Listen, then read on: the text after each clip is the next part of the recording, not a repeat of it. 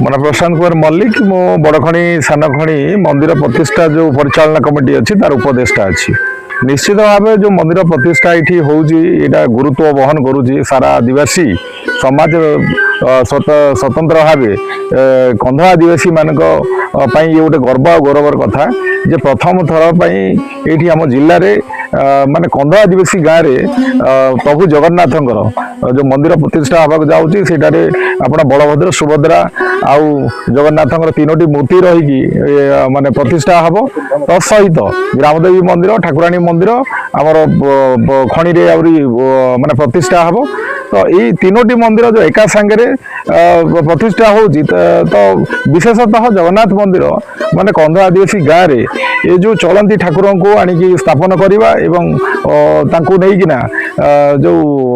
आगामी दिन जो सब कार्यक्रम हम निश्चित भाव गोटे विराट बड़ परिवर्तन आनिबो एवं कंध समाज एवं कोई समाज गोटे गर्वर विषय हम। आज्ञा नमस्कार, मो ना हूँ सौरभ मल्लिक आ मो गाँव ना हूँ सानखणी आ मो जिला ना हूँ गजपति ब्लॉक रो ना हूँ मोहना आमर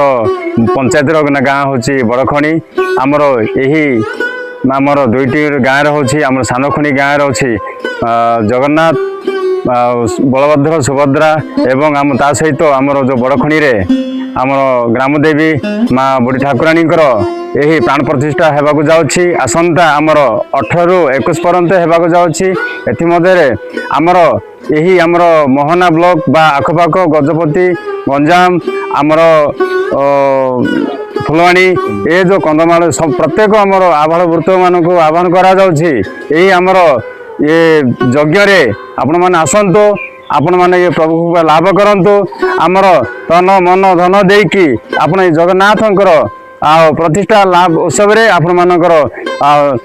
भाग नियंतु प्रभु कृपा लाभ करंतु एथिपाई आपण मानकर हिंदू प्रेमी मानक आह्वान कराउछि प्रत्येक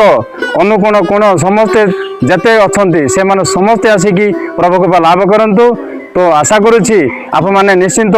आमर हिंदू समाज हिंदू प्रेमी मानकर आह्वान कराउछि प्रत्येक आसिकी आमर यही सानखणी बड़खणी गाँव में आमर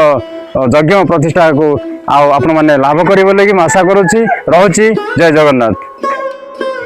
मो ना हूँ बालकृष्ण मल्लिक, जिला हूँ गजपति, ब्लॉक हूँ मोहना, थाना मोहना, जीपी हूँ बड़खणी। आमर यही सानखणी रे जगन्नाथ बलभद्र सुभद्रा